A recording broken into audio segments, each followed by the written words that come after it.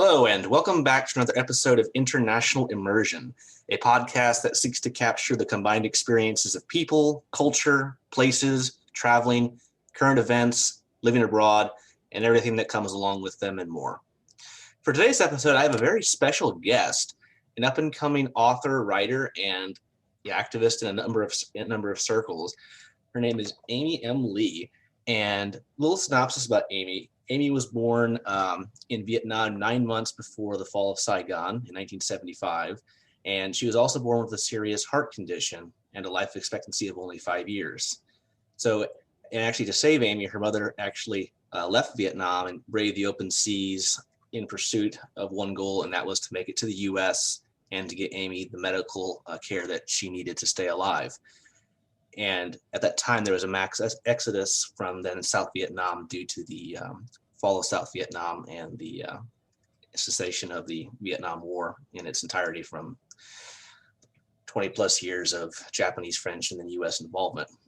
And Amy's family was part of this mass exodus of boat refugees following the Vietnam War. And then the family finally resettled in Seattle after being sponsored by a Presbyterian church in the Washington State area.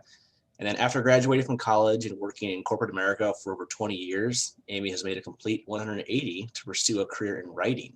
Today, Amy is a novelist with 3 published books and spends most of her time volunteering.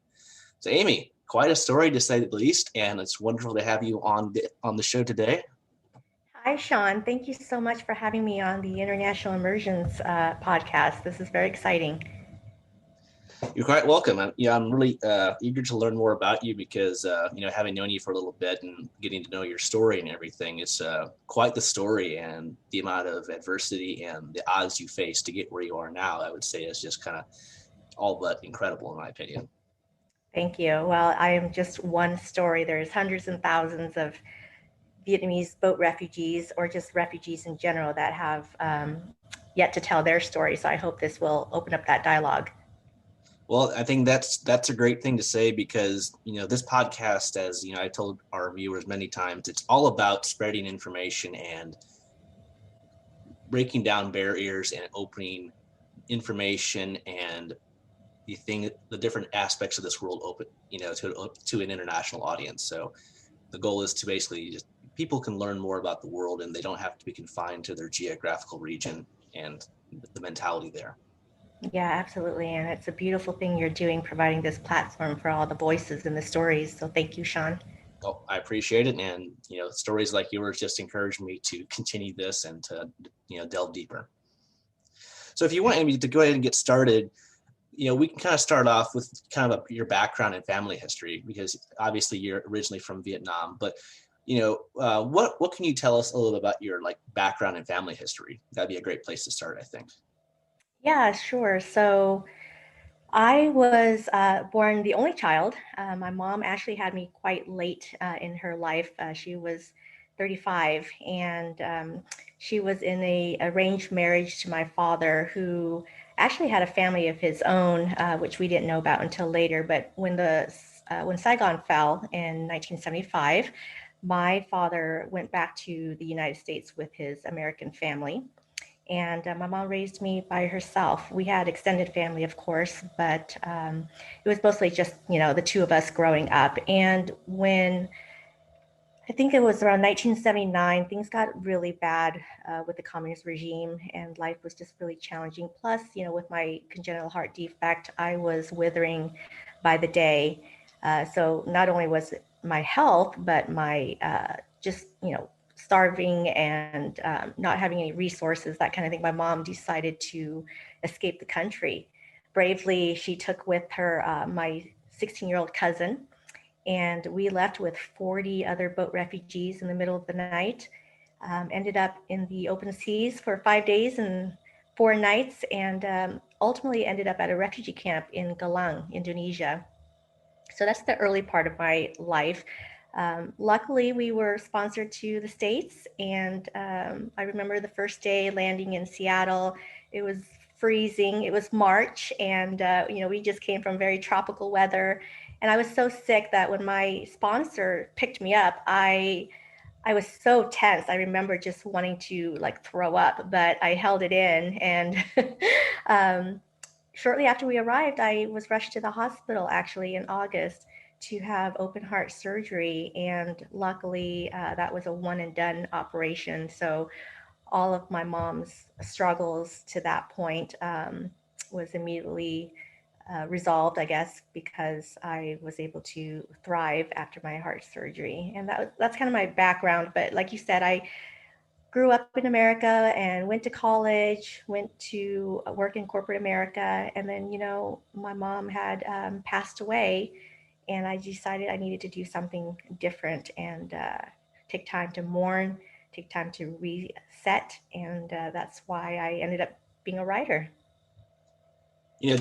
Just thinking about that, I can't imagine, what it must have been like for you, and I would say even more so for your mother, because you were so young at the time. I'm sure you remember a lot of that, but I can't imagine just the uncertainty, the fear, and the lack of knowing what will happen or how things will happen, kind of escaping from, from South Vietnam, making it to Indonesia, being sponsored and getting to the US. And not to mention, I mean, I don't think a lot of people just, they can think of that and think about how like horrifying that'd be, but unless you experience something that firsthand, I don't think you can really ever fully understand how like, fearful or terrifying that would be.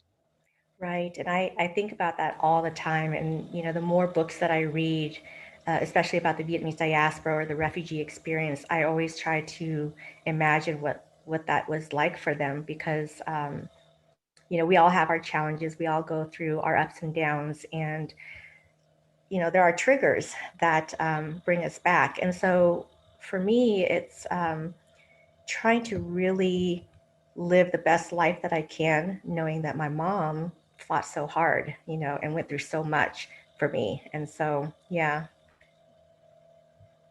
it's been a great ride so far, but I will say that writing the books was very therapeutic, Sean. And, I've found out that a lot of my readers actually can't finish my books, or they have to pause and put it down for a while because, I put them through an emotional roller coaster. There's everything from the war experience itself and the boat refugee experience, but there's rape and there's pillage and there's trying to fit into the American society and starting all over again, not knowing the language. And so all those triggers end up causing people to pause, and sometimes they can't finish the books.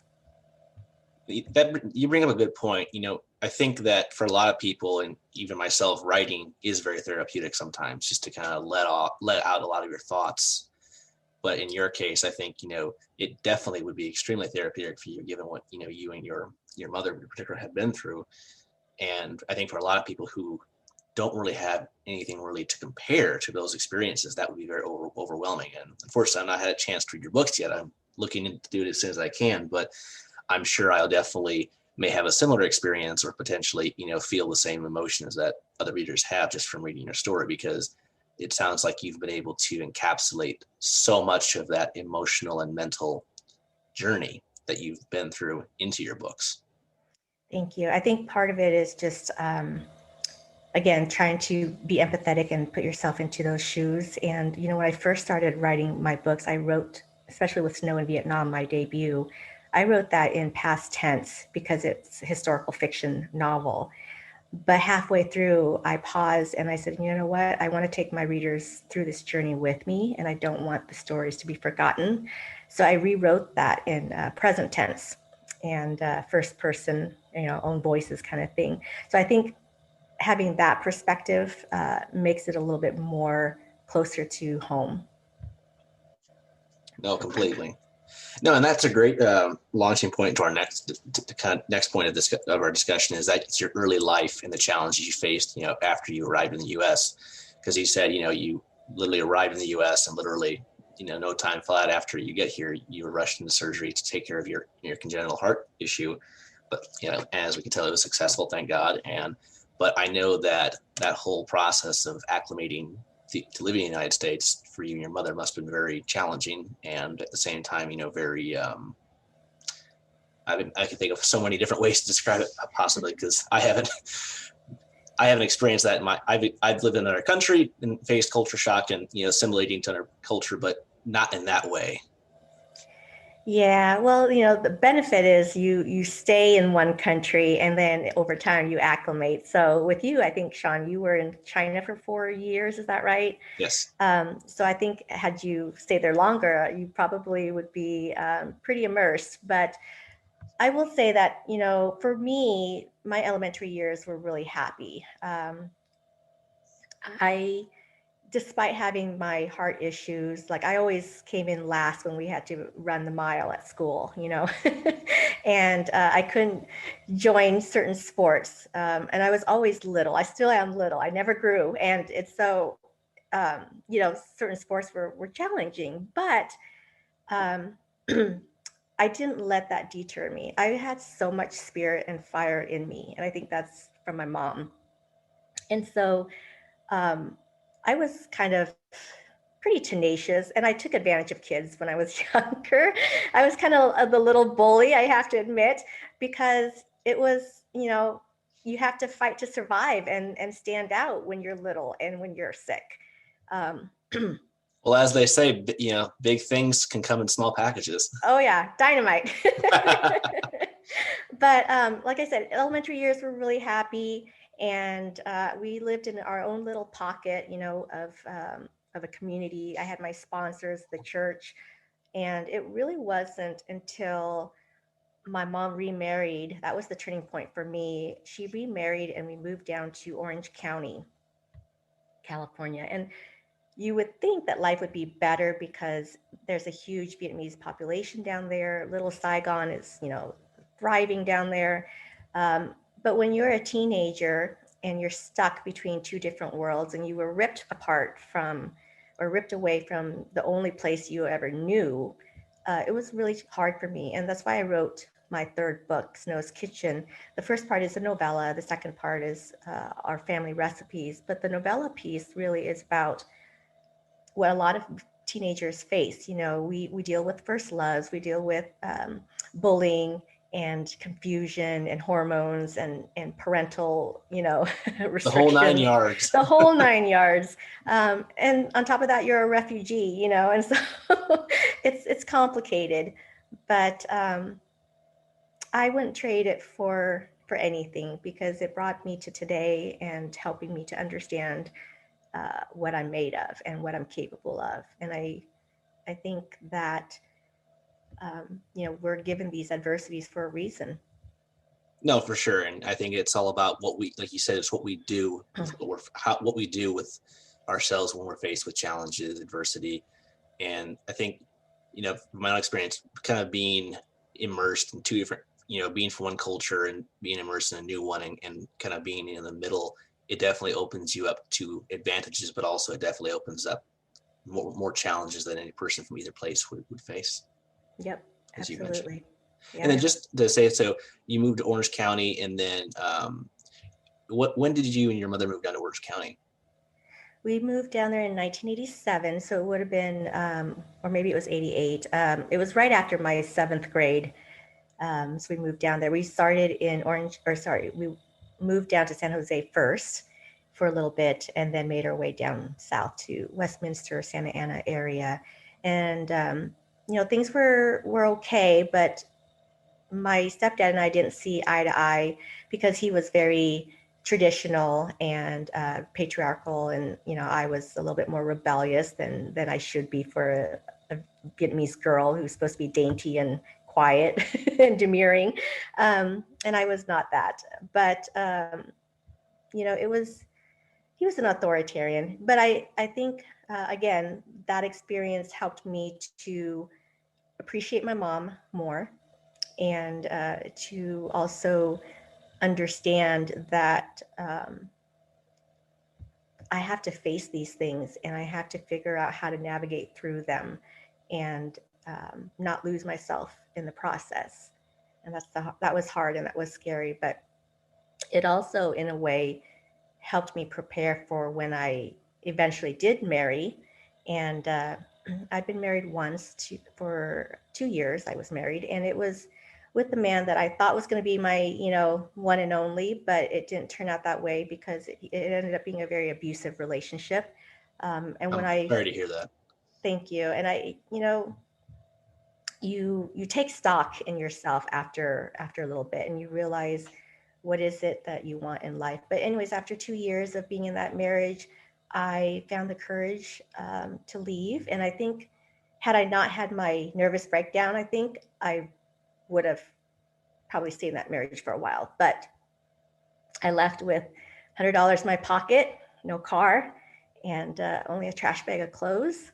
And yeah, things happen for a reason. And when I found my second partner in life, I knew exactly what I would not settle with, right? And so Joe has been amazing, my husband.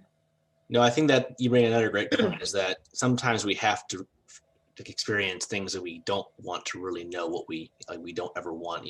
We can think, oh, I don't want that, but unless you experience it, it really, it may not sink in as well as, because in your case, I can tell it's like, from this experience, I now for certain know what I don't want and what I do want. Oh yeah. Yeah. And, after that, I just threw myself into my career, and I worked so hard, and I climbed that corporate ladder, and I achieved the American dream. I bought a house, I had my cars, I had freedom, I traveled and met very influential, powerful people. It was just an amazing, amazing experience. And then Joe came along, and I was in the right space where I was confident and I was myself again. And it took a strong man to really embrace that. So I'm thankful every day for my husband.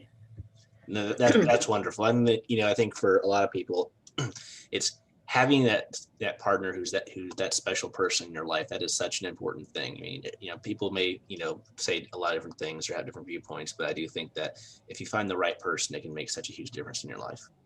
Yes. Yeah. And your partner is there for you. He was there for me when my mom died. I mean, when he first came into my life, I was like, you have to be able to embrace our culture and know that one day mom's going to live with us. That's just the Vietnamese way. And he loved my mom. And so when she passed, it not only affected me, of course, it affected my son and my husband. And I went down this deep depression hole. But what came out of it, of course, was Snow in Vietnam. And I decided to write a second and a third book because luckily the fans loved it. They liked my writing and wanted to know more about the story. And I hope to continue writing. That's my goal, is to never go back to corporate America, as good as she was to me. I can tell that you was like, did you miss the salary? Yeah, I can certainly tell you enjoyed it. You gained a lot from it, but at the same time, it's like, yeah, enough's enough. Yeah, exactly.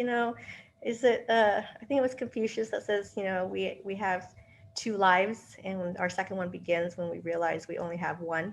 And so, that point for me was when my mom passed, and I realized I'm wasting my life not doing what I truly want to do, which is to live a life that's stress-free, that is really balanced, with something that makes me happy and productive, but also to be with my family.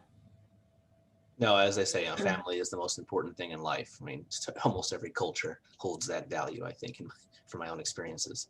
Yes, yes, absolutely. You only get the one. Yeah, that's so true. And that kind of leads us into the next point, which would be more specifically your career and experiences while you were in corporate America, and so if you mentioned that your first job was, painting ceramic vases and selling silk floor arrangements at the age of 13 in college. Yeah, we had that conversation offline, I think. So I was 13, and in California, my stepdad had a ceramic business when he was in Vietnam. So he took that knowledge and experience with him to the States. And I would spend so many hours firing things up, in the kiln. And then once it was ready, we would glaze it, we would paint it, hand paint it. And I would always initial my Vietnamese name, Thuy Tiên, down at the bottom. And that turned into learning how to do floral arrangements with silk flowers. And we sold them at the flea market in San Jose initially. But when we moved down to Orange County, we had a shop in the corner on the upper floor of the Asian Garden Mall, which is Phuoc Loc Tho, if you for the Vietnamese folks out there. And we sold that for a while, and it was great for a while until you realized that I was not getting paid. And I was working long hours, and I was being robbed of my youth. Anyways, so yeah, it was a great experience. But after college, I did various things. I worked in the the shoe department. I read textbooks for the visually impaired. I did all sorts of things, but my career didn't really kick off until I started with Concur Technologies as their recruiter, then got promoted to account manager, went on to T-Mobile, and I kind of bounced back between T-Mobile and Microsoft a little bit. But both impressive. Both are impressive companies to work for. They're amazing, and the perks and the benefits are just fabulous. I remember one time when I was working for Microsoft and Preston was born. He had an infection, so we rushed to the hospital. And when it was all done, I asked, "Okay, well, what's our copay?" And she's like, "Oh, you work for Microsoft? You're free to go." And I was like, "No," and that would have cost us $1,000 out of pocket, So like I said, I do miss the salary and the perks and the benefits. But when I left, ultimately, I was working for T-Mobile, and I was working with the board of directors and the C-suite in the corporate governance and securities team, the legal affairs department. That was a lot of fun. I got to serve on the Diversity and Inclusion Council. I got to lead a team of the Pride and Allies Network group, where we did fun planning events for the Seattle Pride Parade. And I traveled. I got to go to Vienna and Germany and a few other places. New York. Travel. Oh, New York was my absolute favorite, though. I would spend the week working my tail feathers off, sleeping for 3 hours a day, if that, wow. Right? And eating at high-end 5-star, whatever, 3-star Michelin restaurants. And then my only wish was to go into Chinatown in New York and find that hole in the wall noodle place. And that's how I spent my last day in New York every single time. So I do miss that. I think every city or place, they have that type of place, that one place you can get the food you just love, maybe more commonly found in bigger cities. But I know, like, when I was in China, there were a couple places that I just loved to go to get my fix for a certain type of Chinese food or whatever I wanted. The same when I was studying in Italy, when I was still an undergraduate student. There was this restaurant that was super cheap and they had great stuff, and I go there all the time because it was cheap and it was good. But yes, but there's just so many memories that can be built on just those little places. It may not be remarkable or big, but for you personally, there's just that strong connection to that, and it has those memories and that emotional attachment. Oh yes, I love those little hole in the walls, and I love trying to find locals, to talk to, and they say that when you travel, you should really immerse yourself into that culture and the foods. You don't want the Kentucky Fried Chickens or the chains, right? You want the authentic stuff, and what better way than to find the locals and hang out with them. Anytime I travel and let's say with some people and they're like, and they only go to, like, let's say we go to whatever country and they only eat McDonald's, the foreign fast food, I just literally want to sigh, like, oh, like, come on, guys, you're in a foreign country. Yeah, if you're really suffering and you need something, maybe a little comfort food, no problem. But you're in this foreign country, try the local food. I mean, be safe and think about maybe how your body's going to react to different food, but be adventurous, Absolutely. Be bold, immerse yourself. Hence the point of this podcast, to kind of to present that to more and more people. Oh yeah, life is too short, and it just boggles my mind when people tell me they've been in the same hometown all their life, and what they see is, of course, on TV, which is only a half truth. There's nothing like international immersion or just full-on immersion wherever it is, whether it's Kentucky or or Vietnam. So yeah. Yeah, I think there's one adage that you won't ever really know the world or people around the world unless you travel. I mean, you can study, you can do everything, but unless you actually go to other places, you're not really going to have that direct sense of what it's like. Oh yes, hands on. You got to have all the senses working for you to learn. For sure. And that kind of leads into the next segment, and that's specifically your literary works and the collaborations that you've been working on more recently. So maybe it'd be a great time now to kind of give a little background about your three books. Sure. So I have a Snow Trilogy. That's what I call it. My mom's Vietnamese name is Thuy, which translates to the word snow. Oh, And so that's when beautiful.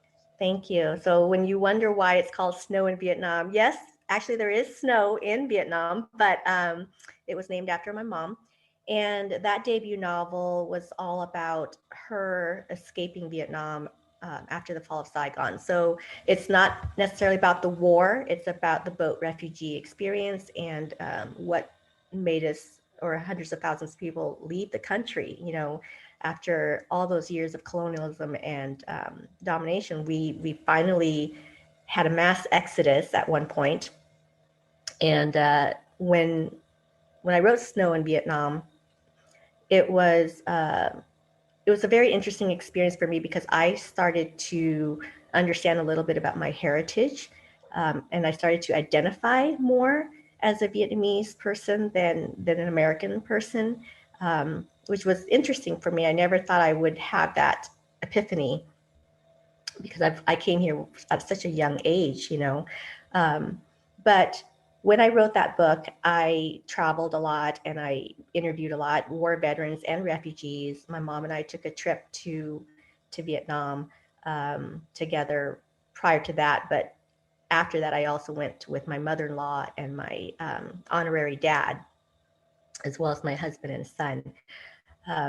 So after I wrote that book, I thought it was going to be done, and Snow in Seattle came next. And it was really about us settling in America as refugees and interwoven with the trauma and the PTSD that our war veterans had when they came back from the war. And I found that there's a lot of similarities between trying to resettle and start afresh, but you're still dealing with all the nightmares and the trauma of what was happening in a world on the other side of the planet. So that was very interesting, and I had a lot of Vietnam War veterans who read my book, who reached out to me and said, "You don't know how healing and therapeutic that was for me to read." Yes, it triggered, but at the same time, just to know that we were being, what we went through was recognized and remembered and acknowledged. That was meaningful to them. Now, that's a great point because in my family alone, my uncle, he fought in Vietnam in 1970, 1971. And then my great-grandfather, before he's passed away, he fought in Vietnam between 1967 and 1969 for 2 full years. Wow. By the time I was born, he was considerably older. It had been about 30 plus years. So I remember him opening up more and more about his experiences, especially when I was getting into my early teens. Nothing too crazy, but there were some stories that really pretty much made my jaw drop at the age I was. And I think, he never really showcased a lot of symptoms, but I could definitely tell it felt good for him to kind of just talk about some of the stuff to someone, to me, just because he knew I wouldn't judge him or anything, and just kind of, but it was very interesting to hear those experiences, and thinking back on everything he told me, it's just like, wow, he went through a lot of hell over there. Yeah, and that's great that you were able to give him that safe space, to be able to share, because I'm sure it was very hard. And you're right. Like when I talk to my dad, there are things that are very traumatic for him to retell, and he always, without fail, breaks down in tears with remorse and guilt. And so, yeah, it's you're very lucky to be able to hear some of those stories.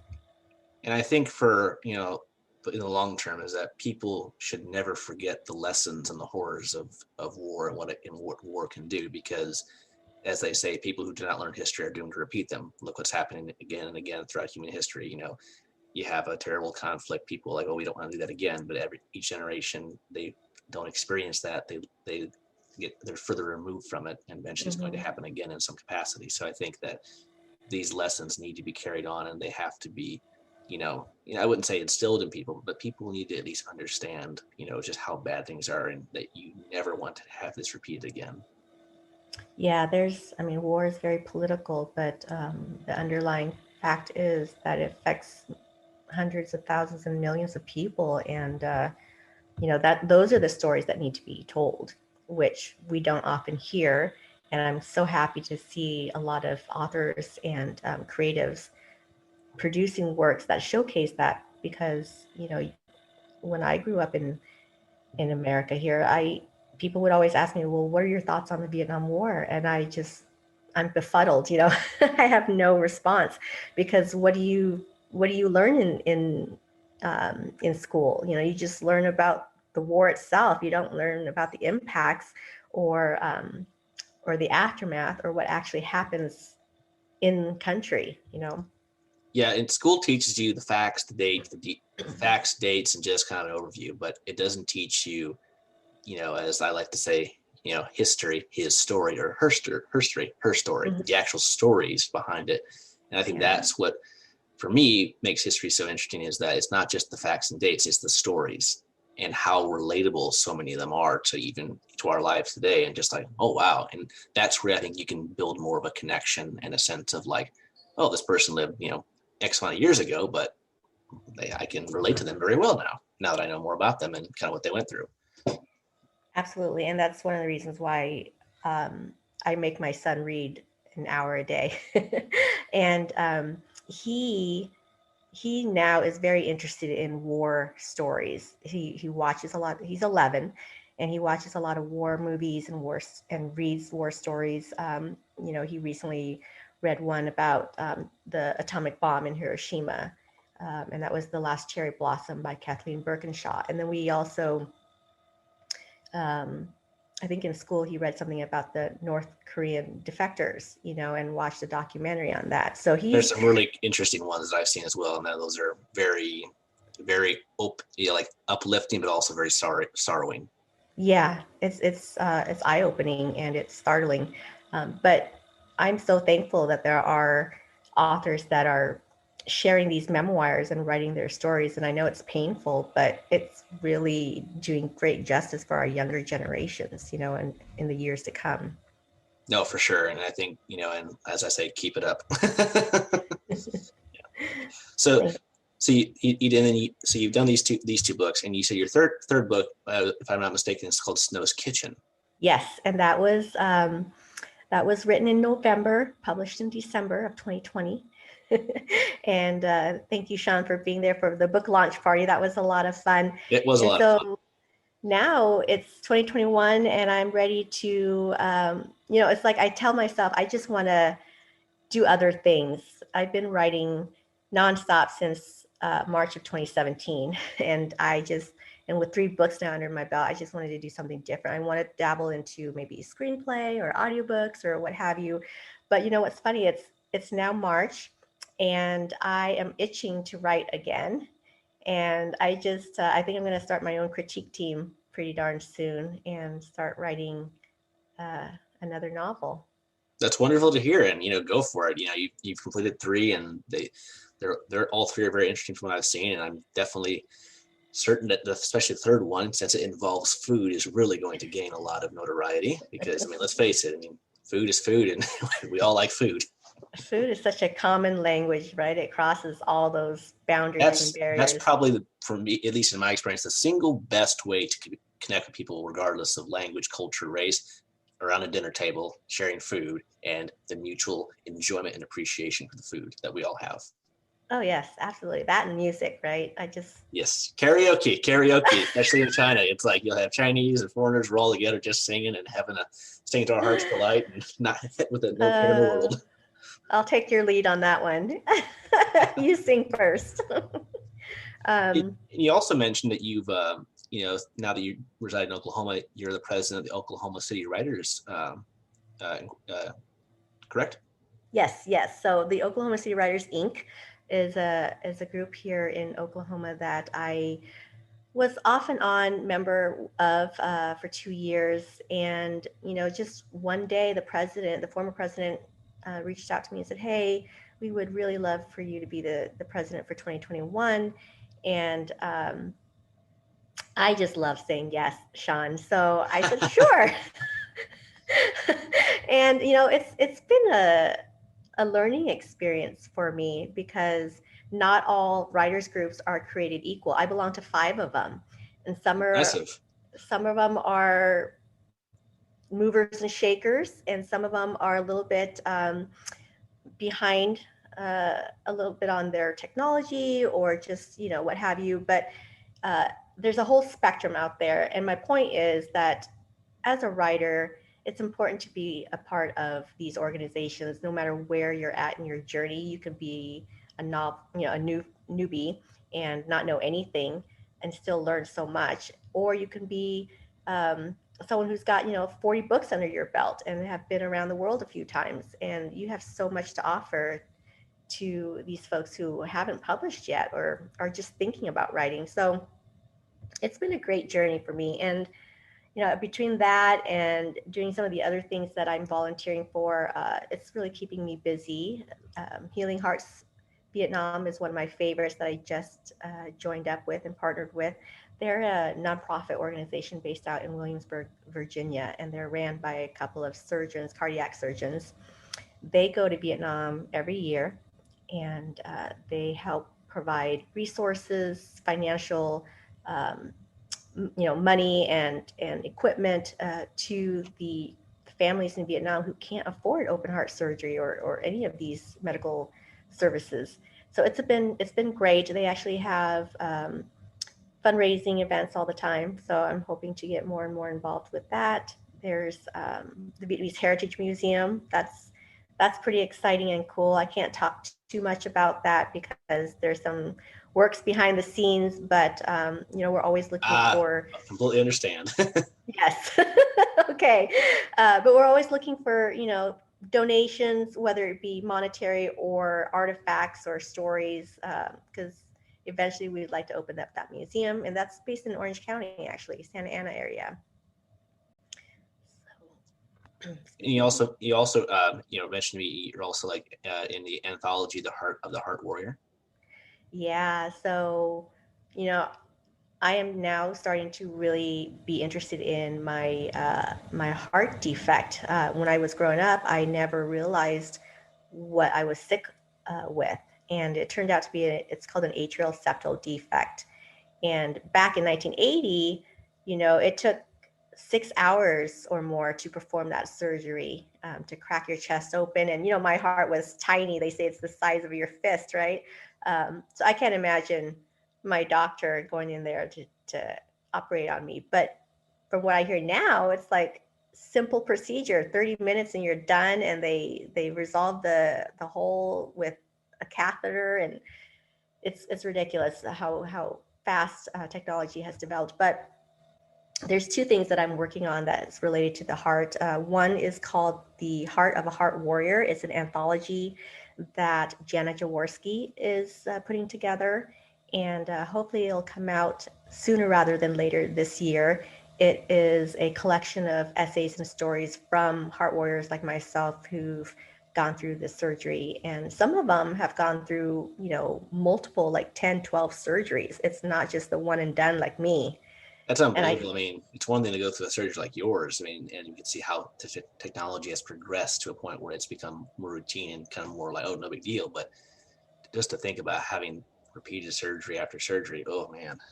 Oh yeah. So I used to do research and read all these stories about boat refugees, but now I'm reading so many books on heart surgeries and heart moms and dads who've gone through all this. So and then the Heart Community Collection is something that we just started in collaboration with Jenny Muscatel, who is a heart mom, and Anna Jaworski, also a heart mom, but also a podcaster, and she does other things with Heart to Heart with Anna.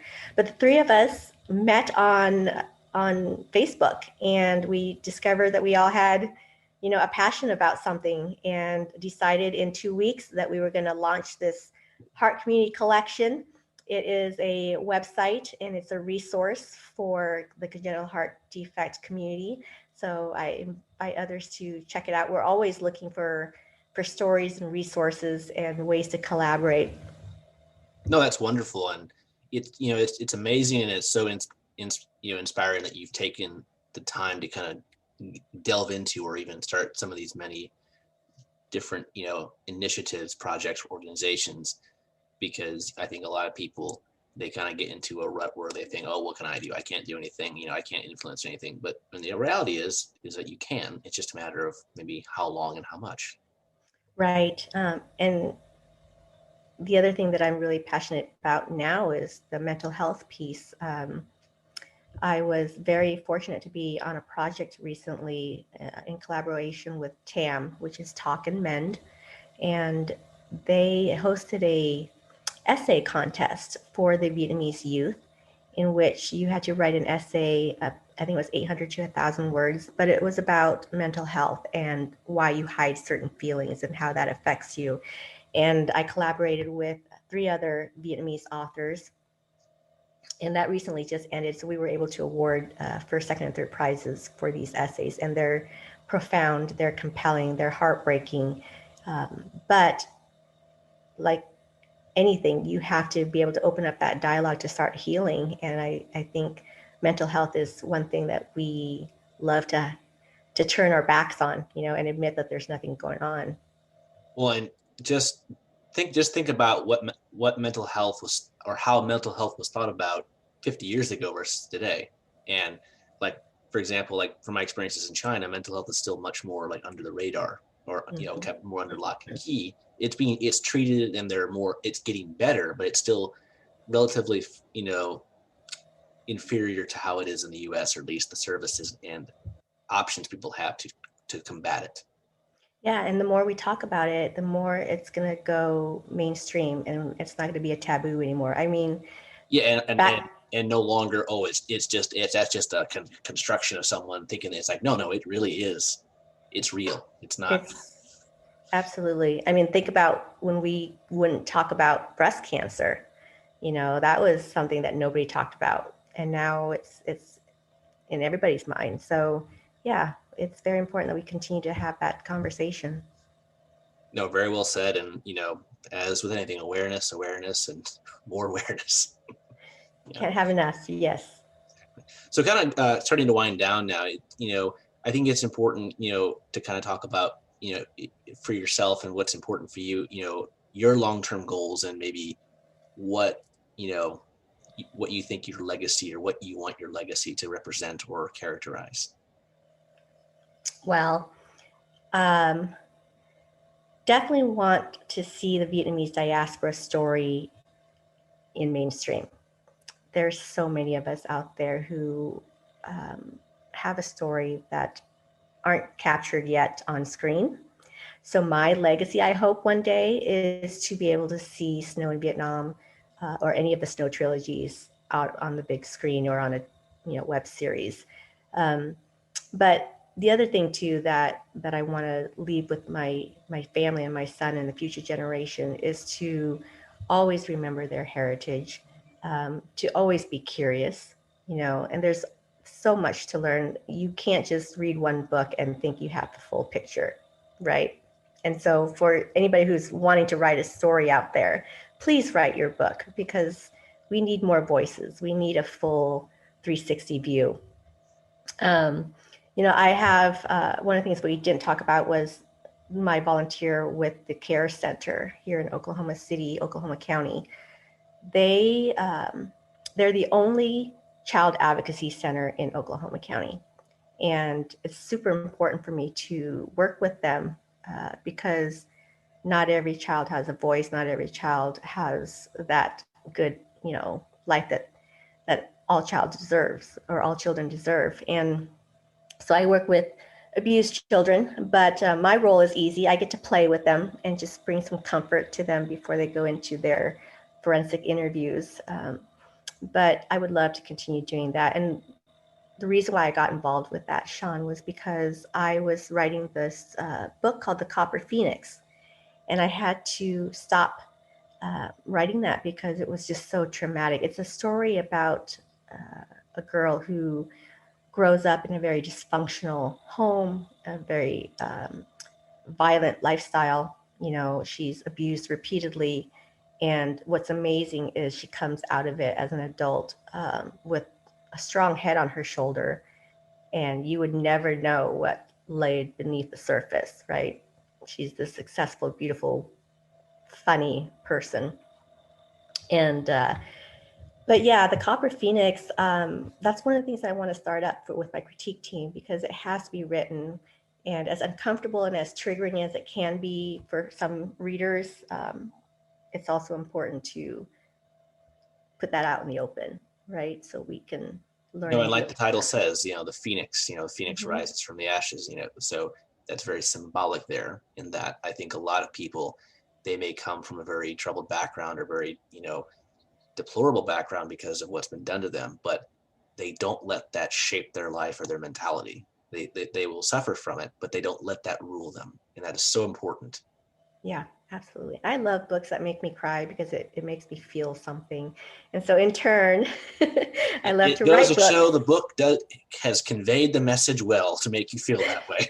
Yes, absolutely. I'm reading a book now. It's by Jenny Muscatel, and it's called The Journey of Faith and an Open Heart. And that's a memoir. And this woman has gone through so much in her life in terms of losing her husband, her mother, having a baby that could at any moment be taken from her. And I'm telling you, if it doesn't make you feel something, then something's not right here.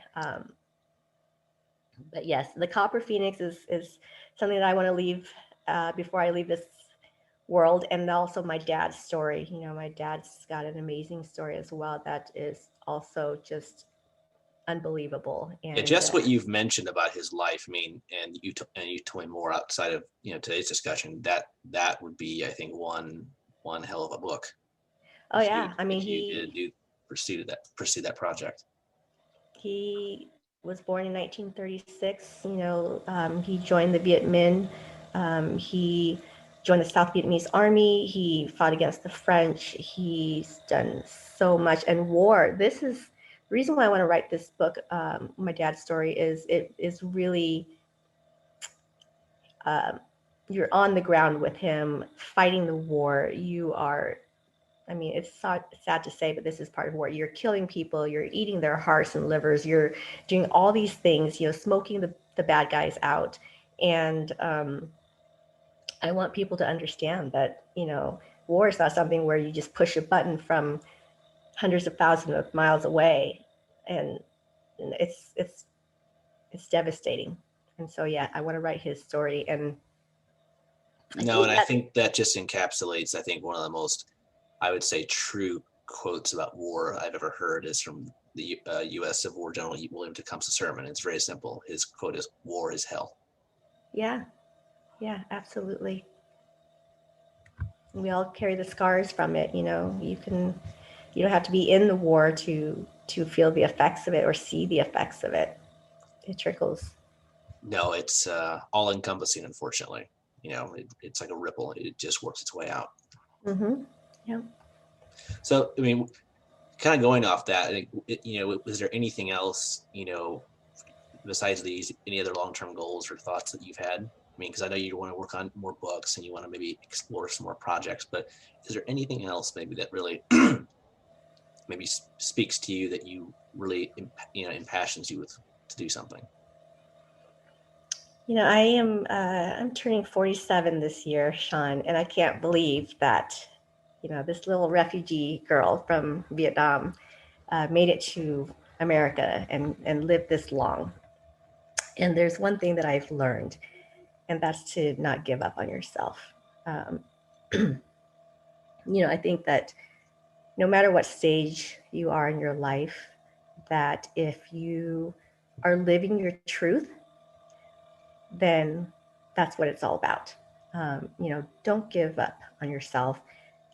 Don't let other people take that power from you.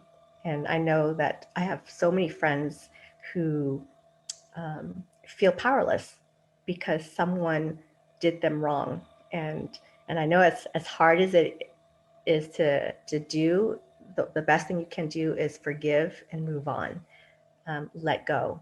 And I don't know how you do that except just to take the time, be patient with it, be patient with yourself.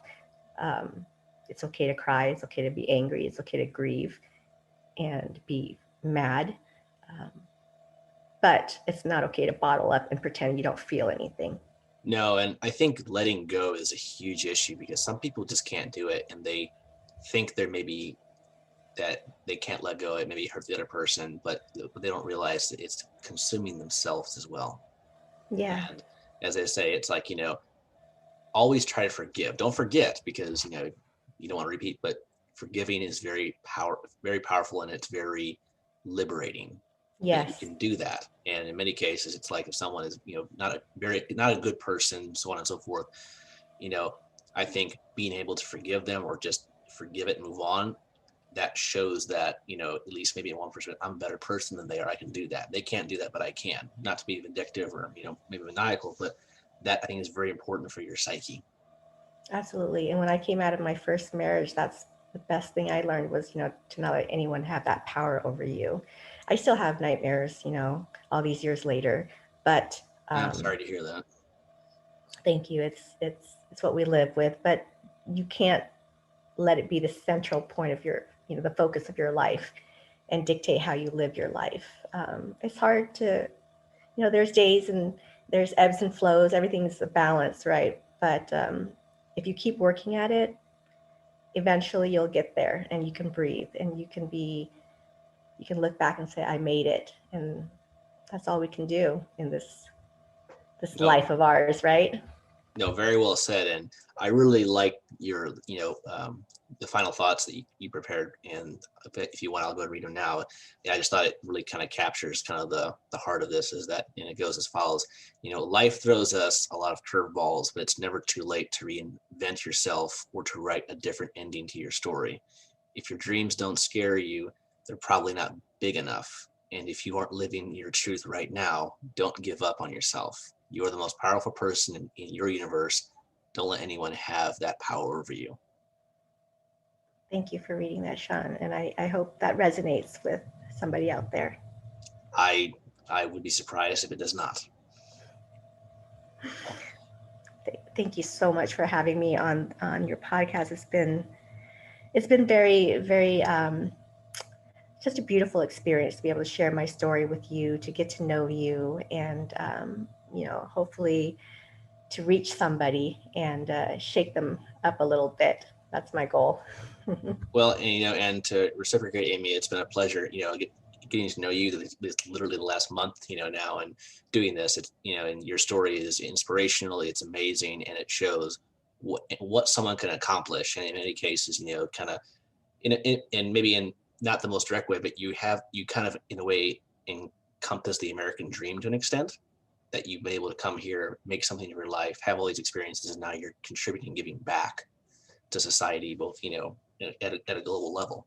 And I think that a lot of people, especially nowadays, they are like, what can I do? How can I get better? How much money can I make? It's all me, I. Not everyone, but I just noticed that trend more and more, more and more. But at the same time, maybe you should stop and think, well, yeah, I need all the stuff. I want to be secure financially, independent, whatever. But at the end of the day, it's, you should also think about, what can I give back, and what can I contribute to other people to help them? Just like, Yeah. People have helped me, I want to give back as well. Maybe not in the same way or as much, but at least make an effort to. And you certainly have, encompassed that.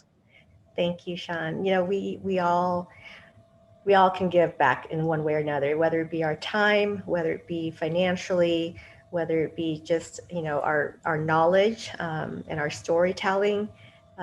If there's one thing also that came out of this coronavirus pandemic that we experienced, it's that tomorrow is not a guarantee, and you can lose so much in a blink of an eye. So live that moment and live it to the fullest. Hence, don't take everything for granted. No. Well, Amy, it's been amazing. And if you don't mind, for anyone interested in your books or any of your collaborations, can you give us a little information maybe where you can access your books or purchase them, per se? Yeah, so I would go to any of your independent bookstores, support your independent local bookstores. They can get my books there. If you go online to the retailers, Barnes and Noble, Amazon, Target, just Bing or Google it, you'll find me. And then I'm also on Instagram and Facebook. So if it's Instagram, it's Amy_M_Lee, and that's LE, 1E. Sure. Yeah, and I will definitely link this stuff in the in this episode's description for any viewers who are interested, so that they'll have access to that. But I just wanted to thank you again, Amy, for joining me today on this. It's been a wonderful experience doing this, and I hope everyone who listened really got a lot of inspiration, perspective, and whatever other thoughts, emotions, or feelings that could possibly be generated from this. But I just want to say thank you again and again for this. And this has been another episode of International Immersion. We're always looking to explore more stories, more different paths, people, places, and all the things that are happening in this changing world. And we strive to continue to release more content and to connect more and more people. And again, Amy, this has been a great example of this. So we really appreciate the time today. Thank you, Sean. Thank you, everyone. And remember, you're not alone. Very true. Yes. All right, everyone. Thank you for tuning in for this episode of International Immersion. Feel free to let us know if you have questions, thoughts, or suggestions. You can email us at internationalimmersionpodcast@gmail.com, and we'll happily get back to you. Thank you. Stay safe, and we can't wait to get back and start traveling the world.